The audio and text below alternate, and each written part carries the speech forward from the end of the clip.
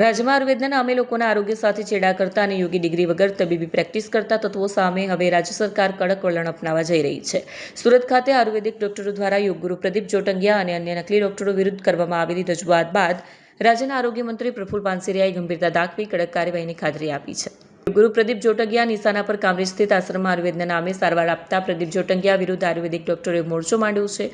આરોપ છે કે તેઓ યોગ્ય પ્રોફેશનલ ડિગ્રી વગર મેડિકલ પ્રેક્ટિસ કરી લોકોના સ્વાસ્થ્યને જોખમમાં મૂકી રહ્યા છે. ઉલ્લેખનીય છે કે પ્રદીપ જોટંગિયા અગાઉ નકલી નોટના કેસમાં અમદાવાદ ક્રાઇમ બ્રાન્ચ દ્વારા ઝડપાયા હતા અને હાલ જ્યુડિશિયલ કસ્ટડીમાં છે.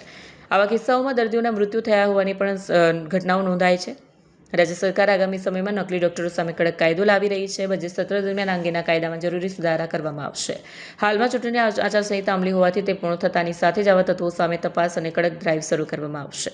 મંત્રી પ્રફુલ પાનસેરિયાએ લોકોને અપીલ કરી છે કે અંધશ્રદ્ધામાં ન ફસાવવું, સર્પડંખ જેવી ગંભીર સ્થિતિમાં હોસ્પિટલમાં સારવાર લેવી અને માત્ર ડિગ્રી તથા લાયકાત ધરાવતા ડોક્ટરો પાસે જ જવું. આજ રોજ આયુર્વેદ ડૉક્ટર દ્વારા બધા જ મિત્રો દ્વારા મને રજૂઆત કરવામાં આવી કે ડિગ્રી વગરના ડૉક્ટરો દ્વારા જે ઇલાજો કરી રહ્યા છે એમના ઉપર એક્શન, પણ ગવર્મેન્ટ આ બાબતમાં ખૂબ સક્રિય છે.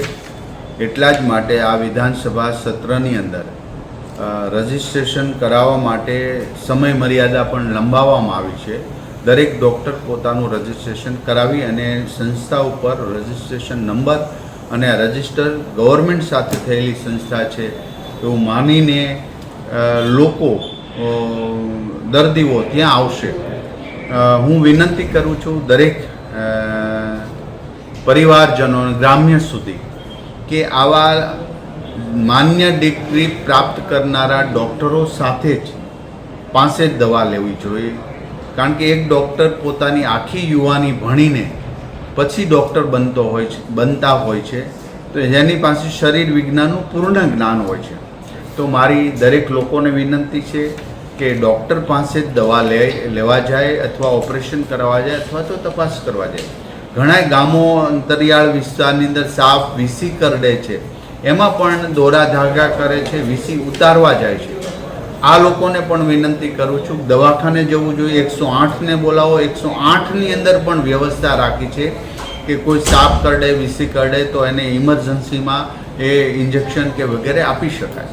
તો આવી કોઈ પણ અંધશ્રદ્ધામાં કે લેભાગુ તત્વો પાસે ટ્રીટમેન્ટ ન કરાવતા ડૉક્ટર પાસે જાય એવી મારી વિનંતી છે. છતાં પણ આવા ડિગ્રી વગરના ડૉક્ટરો ક્યાંય ઓપરેશન કરતા હોય, કોઈ શરીર સાથે છેડછાડ કરીને આવું કરતા હોય તો ચોક્કસ પ્રકારે કમ્પ્લેન મળતે અમે એક્શન લેશું, એ ચોક્કસની વાત છે.